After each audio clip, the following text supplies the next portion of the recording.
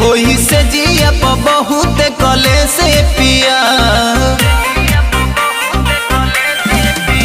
रउआ छोड़ के न जाई परदेस पिया होई से जिया बहुत कले से पिया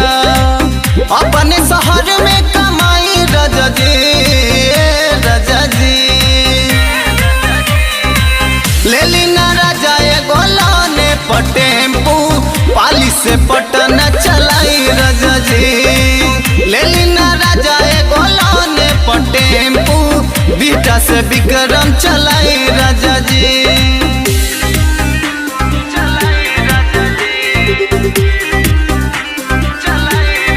म्यूजिक बाय रविराज देवा।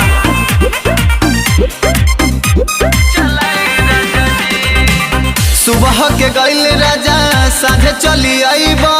होई न दुख सुख में हर के पैब मेहनत कम ज्यादा होई कमाई राजा ले ले आइहा नौबतपुर से मिठाई राजा रतियों के गोरावा दबाई राजा जी ले लीना राजा गोलाने पटेम्पू पाली से पटन चलाई राजा जी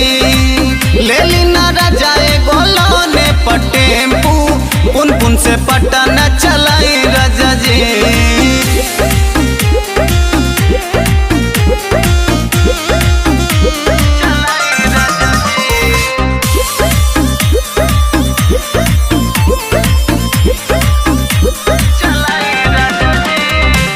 नीरज कश्यप के गाना बजई हा टेम्पू चलाई हा पिया मनवा लगई हा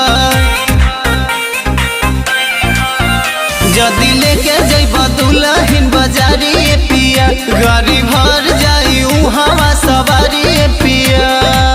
धीरे धीरे गाड़िया चलई हा राजा जी ले लीना राजा गोलाने पटेम्पू पाली से पटन चलाई राजा जी ले लीना राजा गोलाने पटेम्पू बीटा से विक्रम चलाई।